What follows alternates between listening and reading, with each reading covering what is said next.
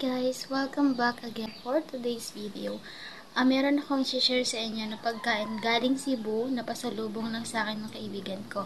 So, ito siya. Yan. Ang pangalan niya is dried mangoes. Para siyang yung candy na maligat. Yung parang basta mango. So, titikman ko kung anong lasa nito. At saka nga pala, meron na akong share sa inyo na nung punta ko kanina doon sa amin sa trabaho sa planta, yung aming guard kasi nag-alok o nagbenta sa akin ng this one. Ang pangalan niya is parang wala naman siyang pangalan. Ang nakalagay lang dito ay You're the One by Bath and Body Works. Sobrang bango daw kasi nito. Oo, na-try ko to kanina. Ito is medyo may kamahalan lang, pero worth it naman kasi yung ni-spray ko pa kaninang umaga. Ngayon is 5 PM na. Yung amoy mismo nito na spray ko dito, amoy na amoy pa din kapag dumadaan ako dun sa harap ng ka-boarding house namin na sabi sa akin kung ano daw yung pabango ko. Sabi ko, ito. Sobrang bango nito. Ito ay medyo may kamahalan lang, pero hindi ko siya cash na binili. At hindi ko pa siya binili dahil inalok lang niya to na sabi ko, hala manong guard, wala akong pambayad dyan. Pero ang sabi niya sa akin, pwede mo naman tong utangin. Kaya inutang ko. Sobrang bango na rin kasi, sabi ko, sige kayo po bahala kung ipapautang niya sa akin. Sabi niya, oo naman, ipapautang ko sa iyo, nagbabayad ka naman. Ito is only 630 pesos. Sobrang mahal. Ito yung pinakamahal kong pabango na utang pa. Pero sobrang laki naman niya. Ayan. Para siya ay ang letter ba to? Basta malaki siya at sobrang bango na parang kapag in-spray mo na sa katawan mo para kang amoy mayaman. Original daw kasi to. Kaya yun, kinuha ko na. Uhulugan ko lang siguro to ng 3 linggo sa tigto 200 sa 630 pesos. Uhulugan ko siya ng 3 linggo. Hindi ko siya pwedeng i-cash dahil napakarami kong utang. Siyempre, nabudol ako ni Manong Guard kaya kinuha ko na to. At in-spray ko na sobrang bango. Tapos, share ko na sa inyo to. Are namang pasalubong sa akin ng kaibigan ko from Cebu. Titikman ko kung masarap. Sabi niya sa akin kasi kung kinain ko na daw. Sabi ko hindi pa. Parang ayaw kong kainin dahil galing Cebu. First time ko kumain ng galing Cebu.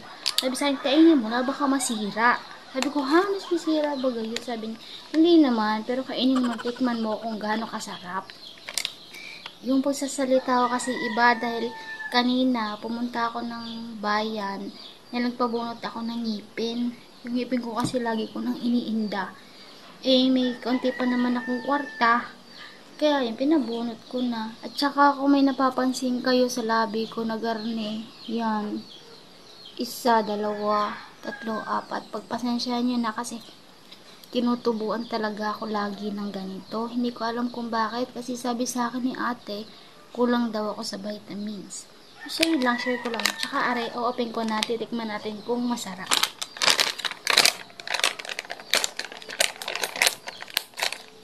Maliit lang pagbukas ko dahil baka masarap. Gusto kong utay-utayin.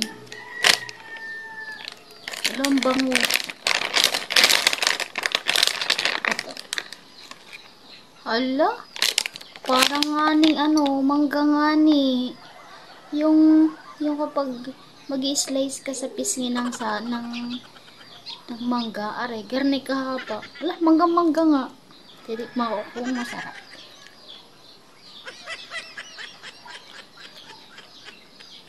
Yung makanguya ng maega. Sarap. Ay, guys, sarap. Medyo maasim. Parang sweet and sour. Pinaghalo yung tamis at asim. Pero masarap.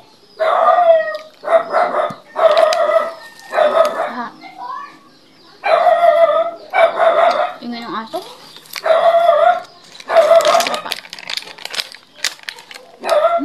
Sarap. Ala, Abang nakatagal, lasang sampalok. Maasim-asim na. Baka sira na nga ni. Sarap. Dalawa ito.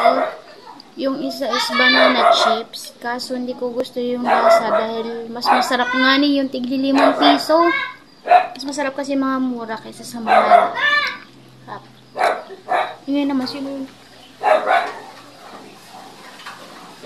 Tingnan. Tsaka yung nasa likod ko, nakaka-discourage dahil sampayan namin na rin ang damit. Huwag nyo nang pansinin. Ako na lang pansinin nyo po. Kasi harap. Mahahaba. Mga may buto kaya ito sa loob. Harap.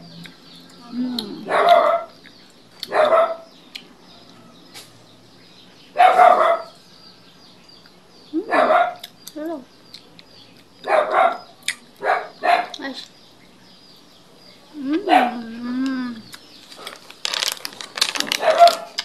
Pero lang guys, tinikman ko na.